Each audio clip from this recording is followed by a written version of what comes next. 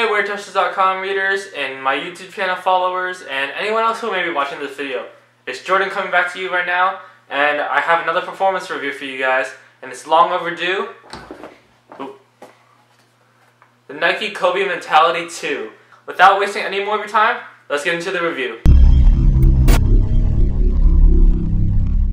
Starting off with the outsole of the shoe, we do see full-length herringbone with a little bit of storytelling right in the midfoot here and on the side, right along the outrigger side here. It is definitely, I would say, traction.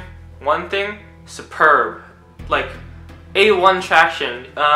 Similar to the Kobe A setup with little storytelling grooves, and also it's the same traction as the Mentality 1. Supposedly, it is better than the Mentality 1, and I have actually seen my teammate play the Mentality 1, and he sticks like glue, and when you play the Mentality 2, you're going to be sticking like glue too. Definitely, especially indoors, you're going to be sticking to the ground once you've broken the traction in. It takes about maybe, I'd say one pickup game or so, or about an hour to break in. It took me one practice, and I was good to go the next time. I have been wearing these outdoors as well, as you can see. My only issue so far, and this is after about 2 weeks, actually no, 3 weeks now, 3 weeks of hooping outdoors, is just that the rubber is starting to flatten out along the side here.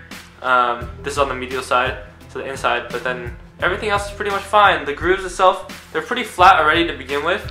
It's just a sad thing to see, you know, when you have the traction that's going to start flattening out, especially right along a crucial area, especially when you're running and you're stopping. So, but it is what it is. It is meant to be worn and meant to be beaten up. So these will probably be in my rotation outdoors. But if you're looking for a good shoe for indoor traction and you don't mind a little breaking time, these are going to hold you down no matter what.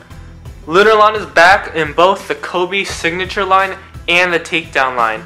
This is the drop-in midsole from the Kobe Mentality 2, and is a full-length Lunarlon insert. Sorry about that. Full-length Lunarlon insert. No zoom at all or anything like the signature line does. The Nike Kobe 11 Elite features a heel zoom unit, but the Kobe Mentality 2, pretty much the same thing that's been in the Mentality 1.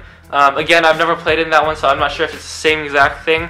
I can only tell you from what other people say or what I've heard and read, but it's pretty much the same thing that I would say was used in the Kobe 8. So if you like that, you're going to like this setup. And if you've never used Lunarlon before, Lunarlon is a low-profile foam cushion setup that provides impact protection while still maintaining court feel and giving you a little bit of responsiveness.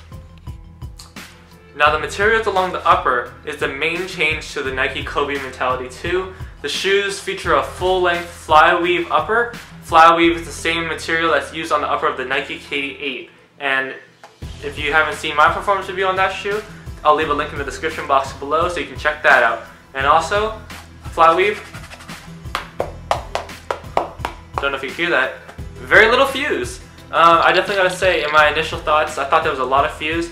There's actually only fuse pretty much along the medial side and lateral side right around the midfoot here, as well as in some high wear areas along the exterior for durability and support. Basically, a fly weave, let's see if you see this. Yeah, there you go. It's like a knitted, woven type of engineered mesh upper. This is all open, it goes all the way around. And it's just super soft. The only downside to this is that if you were to play in these outdoors is the durability. Even indoors, actually, the durability may become an issue. But honestly, I've had no issues so far, and I've even played with these outdoors. So, if you like some soft materials like a mesh or like a woven type of upper, the Nike Kobe Mentality 2 does offer that. And if you're looking for something like a budget model, priced at $100, and you get like a fly-weave upper, that's a steal. That's definitely a steal. Overall, the fit, the Nike Kobe Mentality, definitely a little snug. It's on the snug side. I would say it might fit actually a half size small. This is a size 10, and it fit super tight. Like, it felt tighter than a compression sock.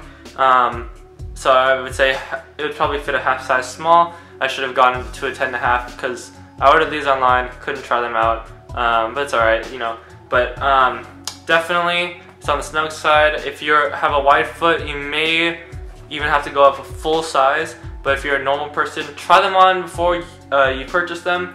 If not, I would say just be safe and go up half a size from your normal size. Lockdown was very adequate, I would say, in the midfoot and forefoot, just because of that snug fit. Unfortunately, in the heel area, I thought it was like a little weak. I could never just get like the laces just to tighten up around my ankle and just secure my foot into the footbed tight enough.